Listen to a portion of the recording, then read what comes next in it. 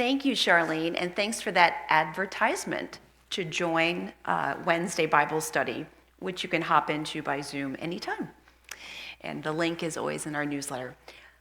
So it's Constitution Day today.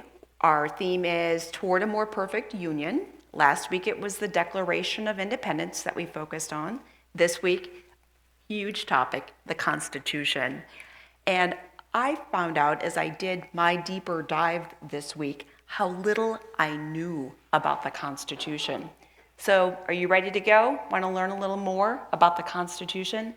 It is so important. I couldn't believe as I reviewed and studied how much of the Constitution connects to our daily lives and what's in the news. So as Presbyterians, we are good citizens, and it is important for us to know the Constitution. So let's go. I have a series of PowerPoints here. The Constitution, I was finding across the last couple of years, I'd be like, well, isn't there a preamble? And where does it talk about freedom of speech? And I just got so confused about how you find things in the Constitution. And the full Constitution is a link in our newsletter on Wednesday, and I'll keep it this coming Wednesday too. But one helpful thing to know is the Constitution has different parts. It has a very famous preamble. We're going to talk about that soon. What are the first words, though, of the preamble? We the people. Super important. We the people. We the people. And that's why I talked about Genesis, that God gave humans agency. And the Enlightenment helped people think about people's rights and not to be oppressed by one person, that people can govern themselves. But anyway, preamble, talk more about that beautiful preamble. Second part is the articles. I forgot the articles were even there. What are the articles? So we'll take a look at that, what the articles are. Basically, to me, the most famous part are the three branches of government are in the articles part. Then their signatures of who's, yes, we agree to this. But they said, we're not finished. We also need to defend the rights of people. So certain signers wouldn't sign unless it was agreed they would spell out more rights of the people because they so feared a government that would undermine human rights. So along came just a couple years later, after they signed it, amendments 1 to 10, which we know as the Bill of Rights. You guys heard of the Bill of Rights before? So Bill of Rights just means the first 10 amendments of the US Constitution. And those articles spell out how you amend the Constitution. So the founders knew the Constitution was a living document, and there would be amendments and changes needed. So following the rules in one of the articles, they laid out the first 10 amendments, knowing full well that other amendments would probably become necessary. So then after the famous Bill of Rights, there are more amendments. There are currently 27 amendments. The most recent one was written in 1992, kind of a while ago. All right, so now let's dig into those parts so that you're equipped to be a better citizen and Presbyterian. So the preamble, can anybody sing it? Did anybody here grow up with School Rocks on Saturday morning? Where are my Gen X friends here? We the people, in order to form a more perfect union. You can look it up. It is singable. Look up Schoolhouse Rocks. So we the people, I just highlighted a few phrases there, are working toward a more perfect union. If that's sort of ringing a bell, that's the name of our overall study, is called Toward a More Perfect Union, grounded in US law. And then for us as Presbyterians, we want a better union with Christ and others too. So union is a powerful word for us. Establish justice. So that's the first thing. Establish justice. Ensure domestic tranquility. peace. So they want, kind of sounds like what Charlene was talking about, to justice and peace. So lots of these concepts are also biblical ideas too that all people want. And that's what they're saying, pretty much. Doesn't everybody want this? But I still think they had some convincing to do. Because some people maybe thought, no, we need someone to boss us around. But the Enlightenment and these thinkers, including Presbyterians, said, no, we are able to govern ourselves with rules. And so we call it the rule of law instead of a rule of a prince or king. So we believe in this rule of law. So justice, strength, peace, common defense. They knew we needed safety, general welfare. So part of the Constitution, part of our law is, kind of like that pursuit of happiness. If you're here, part of our law is people should be doing well. We should be a happy place, a good place. And liberty, and not just liberty for the few, not just liberty for that handful of people, but for their posterity, for everybody else too. So they were thinking ahead. So that's the preamble. Let's keep going. U.S. Constitution. The next part is the Articles. And again, this is the part you're like, just go on past it. I'm going to give you some footholds so that you can do more on your own. Do your own study. Article 1, 2, and 3 establish the three branches of government. Article 1 is Congress. Article 2 is the executive president. Article 3 is judicial. 1, 2, 3. I thought it was interesting when you look at Article 1, what the Congress is supposed to do. They have legislative powers. They also under that Article 1, it says that elections, it says it someplace else too, are prescribed by the states. So the federal government stay out of our states because the states have the prerogative for how elections are run. So that's part of that article. The House of, we have a House of Representatives, we have a Senate, and the House is, bring up bills that create more law, the federal code. So they determine laws there, they determine how we raise money, the spending of money is there, not other branches, there. So tell your Congress people, that's their responsibility. And finally, I thought this was so important for all of us today. Who has the power to declare war in America? Is it the president? Is it the president plus the president's advisors? No. Whose job by law is it to declare war? Congress. So I'm not making this stuff up.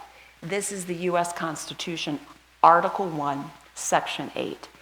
Only Congress has the power to declare war. So that's something to be very sober about, because our Congress people, they're neglecting their oath, because I'm going to talk about oaths later on. They're the ones that declare. Is the U.S. at war right now?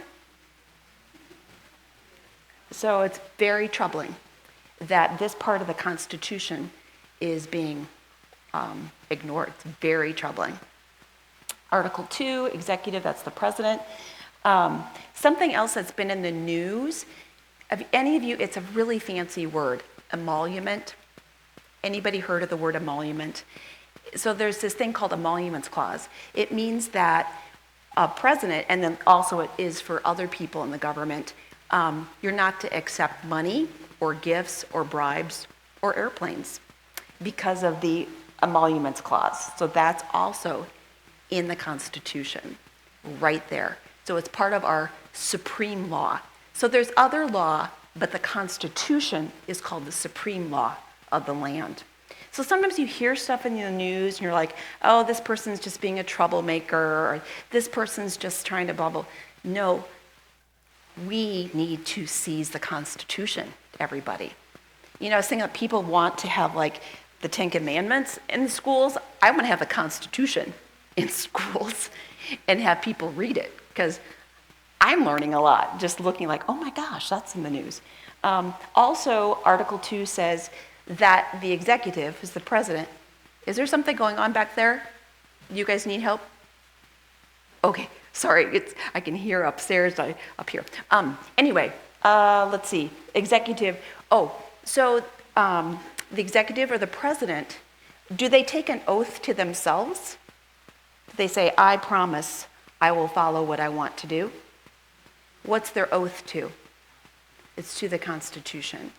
And that's also spelled out. The president's oath is spelled out in the Constitution, word for word.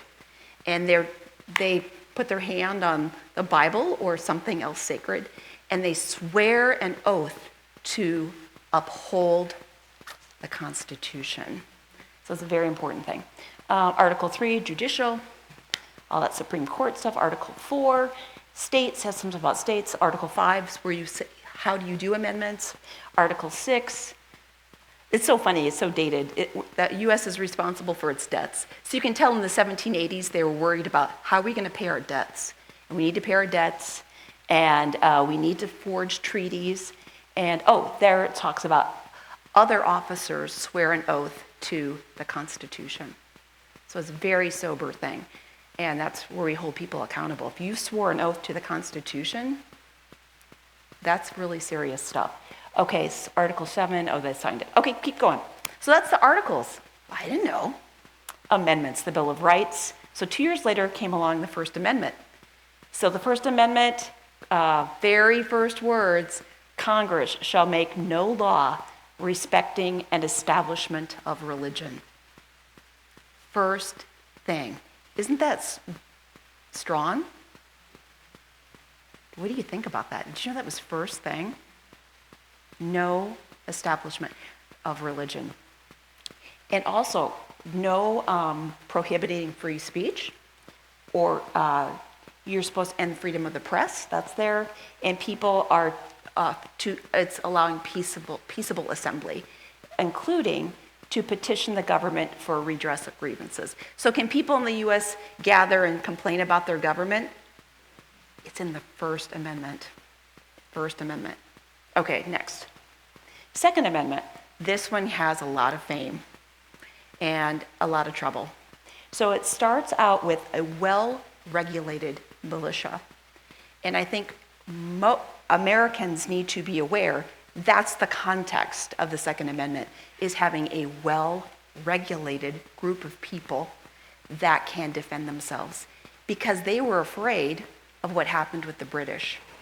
The British had just swooped in and taken over. So they wanted to make sure people could not take their well-regulated militia away that would take away their safety. Unfortunately, in the US, the gun industry focuses on the right to bear arms. That is just individuals can have guns. And I just heard a statistic this morning randomly, 70% or more of Americans favor sensible gun laws. But again, the gun industry makes us think, it's all about don't infringe my individual rights.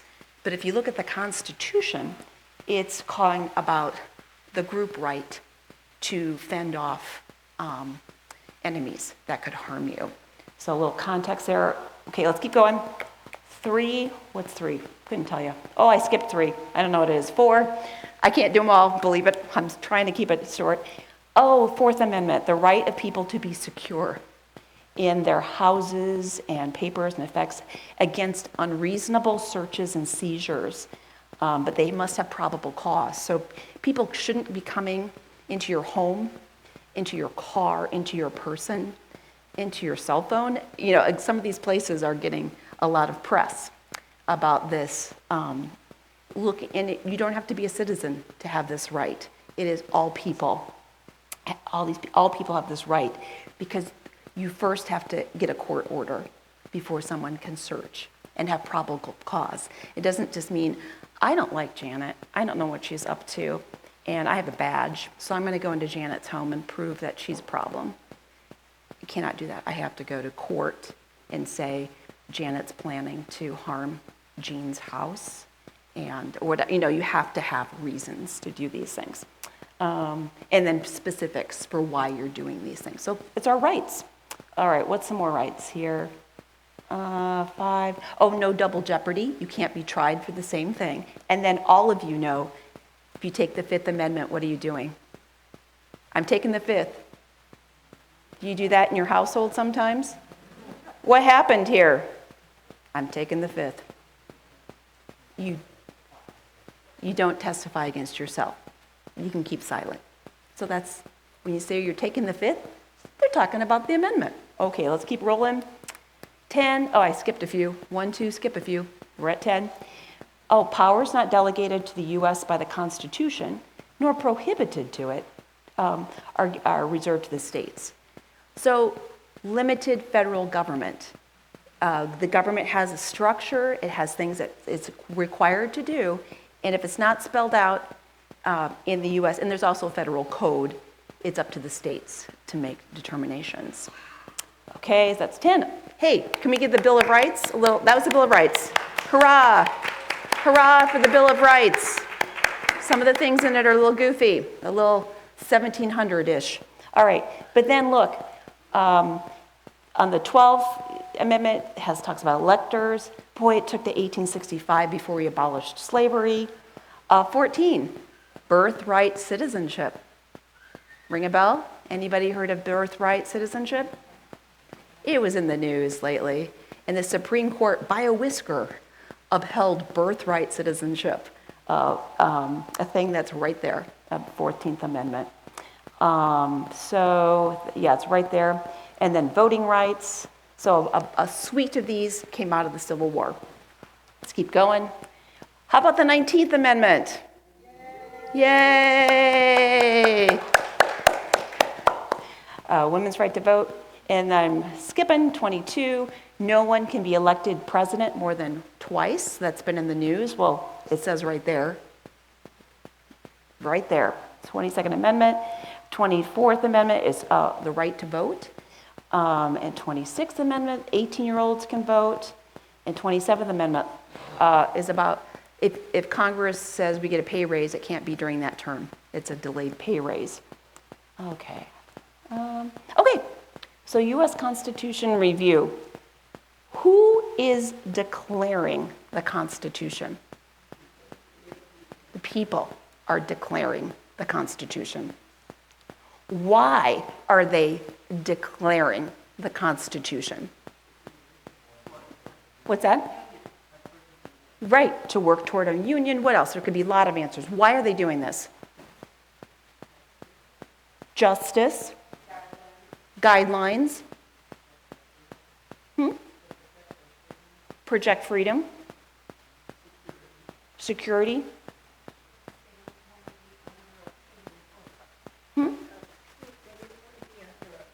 They didn't want to be under a king, so they had to say, this is the way we're going to, we need to have a plan. And they had to convince people, because there were a lot of people who still wanted to be loyal to Great Britain. So they had to formulate some guidance or a different ideology, how they're going to run the play. Anything else? Why are they declaring? Why are they declaring this?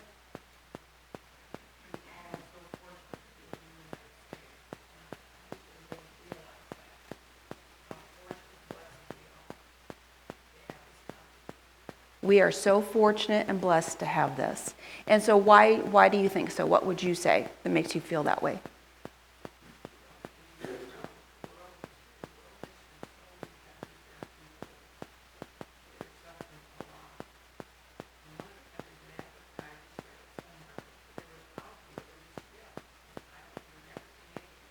Yeah.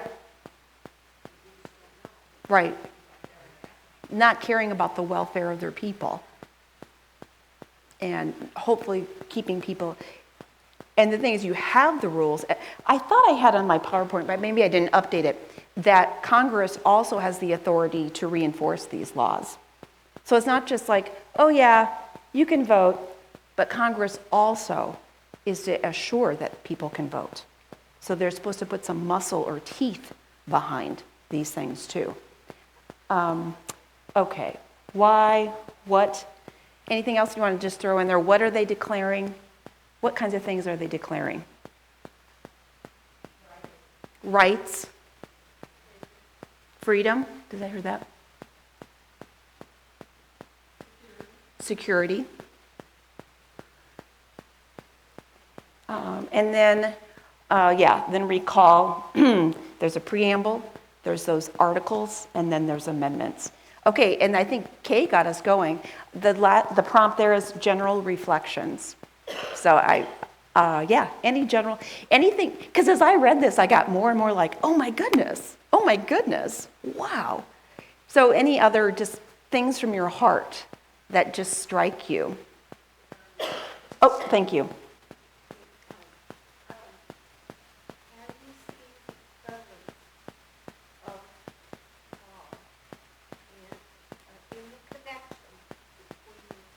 Yes, and that's the last place I'm going. You know where I'm going with this. Can you? What do you see as the connection? Okay, so so Charlene says, I think that's my last thing. Go on to the next PowerPoint.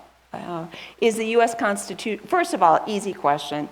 Is the U.S. Constitution the same thing as the Ten Commandments? Is it the same thing? Like, who is declaring the Ten Commandments? God. Who's declaring the Constitution? People, etc. All right, let's go to the next. Oh, okay, I think it's the next one. Was the U.S. established as a Christian nation? Absolutely not. Do people still say that out loud? What did the First Amendment first phrase say? The founders said, yeah, we are not establishing a religion. That is against the law. First thing, because they were so oppressed by religious strife. So anyway, guys, we swim in an ocean of people who say that America is a Christian nation, not by law. In fact, our General Assembly just condemned Christian nationalism. So it's a bigger topic. Talk about it later. Okay, next. We're almost there, guys. How are Presbyterians guided by the Ten Commandments and the Beatitudes? That was last week. The Beatitudes are more important to us, actually, and grace than, these are a jumping off point for love and grace and the Constitution. Okay, that's the last place we're going. Tell me, how are Presbyterians, or people of faith that are trying to be good citizens, so what would you say? Don't you want to get an A? What would you say?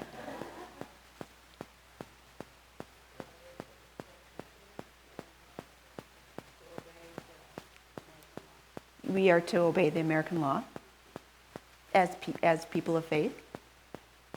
What else?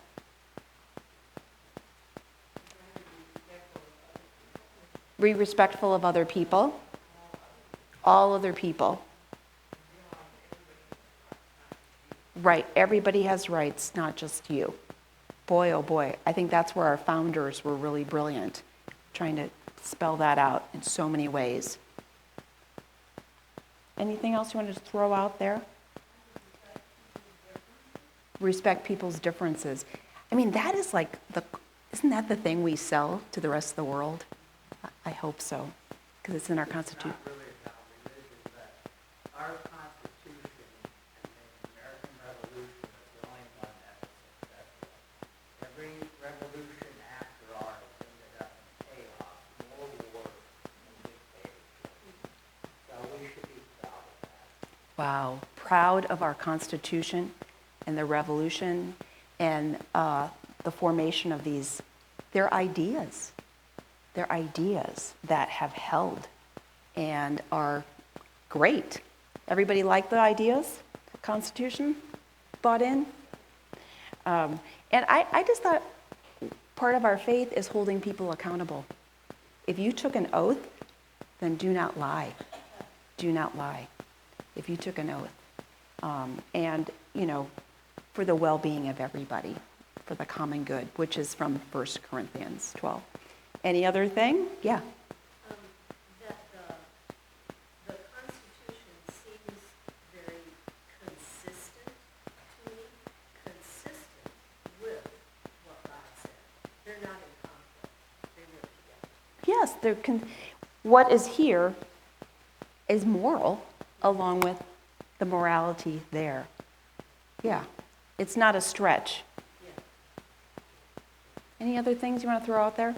I hope you'll continue to think, and I hope you'll put your nose in the Constitution, and I hope you'll look stuff up to say, well, where is this? Because there's the Constitution, and a lot of stuff is in federal code, where it says, don't steal, or grand larceny, or it has different parts of the law there. And then our federal agencies also have law. And then, of course, the states have things. So just to throw a few things out there while our brains are somewhat open. So, okay, go be faithful citizens. To God be the glory.